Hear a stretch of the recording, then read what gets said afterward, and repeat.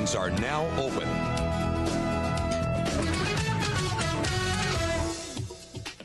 I'm Jane Hawtin. Tonight we're getting your reaction to an unusual ruling that was handed down to a man convicted of battering his girlfriend.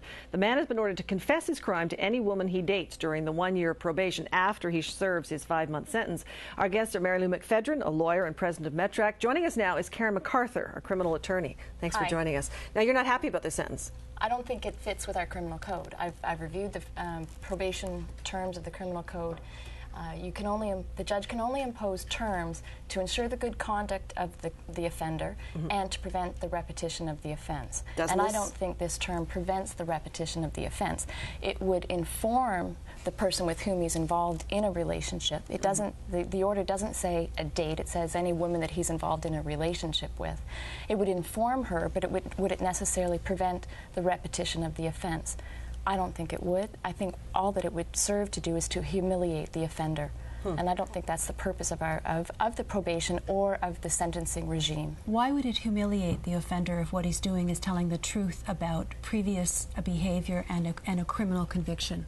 Because he wants to move forward with his life and looking backwards, which is what this order forces him to do, in embarking on a new relationship, on something that obviously caused him remorse because he did plead guilty, I think does humiliate the person. It's the same thing that we do with the stocks and the town square and having the whole community come out. No, it's not the same thing. And I think that, unfortunately, your knowledge of the dynamic in a battering situation is perhaps back in those times when there were stocks. Well, I mean, if you have modern information, Mary Lou. I have modern information. I've been on the board. I've served on the board of a shelter for battered women in Toronto. I'm very knowledgeable in this area. I'm sorry to hear that, Kelly, because one of the key points here is that a batterer denies. And taking responsibility not only at the time of conviction, but throughout probation and for the rest of his life is a big part of preventive measures here. There is absolutely nothing untoward about this order. There is no way that any judge can only make orders that are guaranteed to prevent. Mary Lou, it's illegal, it's unenforceable, and while it might be a good thing, it's not allowed for in our criminal code. What makes it unenforceable? Who does he have a relationship with? His mother, his doctor, his dentist? Does he have to go forward with every woman that he has contact with? Because arguably, you could construe a relationship with another female that broadly. It doesn't say in a dating relationship. What's the harm in that? The issue here has a lot to do with anger management. So, Mary Lou, you wouldn't object to him having to say this to everybody, right? No, I don't. So even if it ended up being for 12 months, every woman in his life, he has to... Sentence? Not at all. I have no difficulty with this whatsoever. Don't you think that serves to humiliate him? Don't you think that serves to impede his progress forward? No, I don't think it serves to humiliate him. I think pillory the poor guy for his crime that he's done in the past? For heaven's sakes, I mean, Karen. yes, it's unfortunate, You have Mary to Lou, think what about he the did to dynamic of a relationship. You have to think about the fact that abusing relationships usually begin in a very rosy fashion, that it is a pattern to deny, it is a pattern not to tell the truth. And what is very important here is it establishes honesty at the beginning and it helps him take responsibility for what he's done. There is absolutely nothing untoward. It can be enforced, and it is entirely constitutional. Okay, how do you think it would be enforced? I'm not clear on how it could be enforced. When you have someone on probation, whether it is to stay away from a particular individual, not to carry a weapon, not to purchase a gun, not to go near schools again, these are all conditions that are geared to prevention.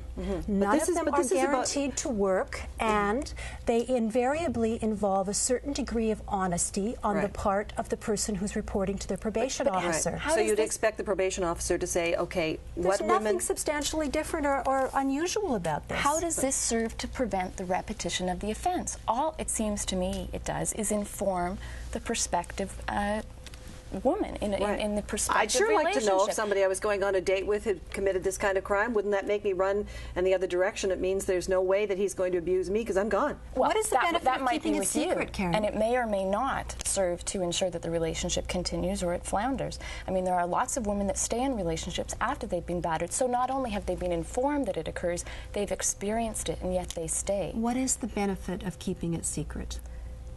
The benefit of keeping it secret is the law is applied as it should be. If you can't tell me how this prevents the repetition of the offense, then I don't see how it comes within the strictures of the criminal code. Okay, let's talk to Kelly, who's calling from Weston, Ontario. Hi, Kelly. Hi. What's your feeling about this ruling? I don't oppose it at all. Right? Why not? As a matter of fact, I was involved in a domestic violence relationship for 5 years. I'm going to court. My trial starts in 4 weeks' time. And when it comes down to my victim impact statement, there's not a doubt in my mind that will be one of the first things that I request. Really? You're going to ask for this when you go to court? Oh, definitely. Most definitely. And so what point would it do you think it would work, though, with your batterer? If he's found guilty, is this going to work, or is this going to humiliate him, or what's the deal? That has nothing. You know what? I look at the humiliation that he put me through for 5 years. Mm-hmm. That it doesn't even make up for what I've been through. Right. Is humiliation necessarily a bad thing? Well, and how can you predict that it's humiliation? What we've heard from this man's own attorney is that he has accepted this sentence. And so we have Karen so worked up about his supposed humiliation, when what should be the issue is how does the system help someone like this deal with the kind of anger that leads to that kind of violence and break the cycle of violence? I agree with that, Mary Lou. I'm not in favor of violence. I'm not in favor of battering. And simply because we take different views of how you approach this very ugly and violent problem doesn't make me wrong, nor does it necessarily make you right. I don't believe in humiliation, nor do I believe in retribution. You don't know it's humiliation. You do not know this individual. You do not know this. Mr. Johnston has accepted it, but I practice criminal law in the criminal courts day in and day out. Our criminal law is codified. It is not left to the discretion of the judge. Probation is left to the discretion of the judge. The criminal code. There are specific strictures that may be applied in specific circumstances. And I believe the lawyer did say that he thought his client was going to be embarrassed by this. Let's talk to Mike, who's calling from Dundas. Hi, Mike. Hi, Jane. How are you? Good, thanks. Great show, by the way. Thank you. I think that the whole issue here should be we're getting into semantics of whether or not somebody's going to be humiliated and so on. I think if they've battered a woman, they certainly deserve to be humiliated. But I think the problem could be solved if by simply having a registry like they do for child abusers. If a man is caught abusing or charged with abusing a woman or physically assaulting her or whatever, it doesn't matter whether he served his time, whether he is on probation, have a registry. Any woman that wants to date this man should have a number that they can call and say, have you ever been charged? Don't you rely on him being honest about it. Right. He's not going to be honest, for God's sake. He's going to say, well, no, I'm clean. I've never done this, and you're the first I've ever hit, but I really love you. Whereas if she's going into this with an open eye, knowing this guy has once, twice, 3, 4 times, whatever, actually been charged, she's not going to date him. That's not a bad idea. Yeah. Well, do we have the registry? Do we have the registry for women that hit their men too, or do we just look maybe we should? Do we just look at this as a male as the oppressor and woman as the victim? I mean, I think it's time to stop viewing women as victims. The flip side of being a victim is being a hero, and I oppose domestic violence, but I also believe in women empowering themselves and looking back, continually looking back, and pointing blame is not advancing that goal.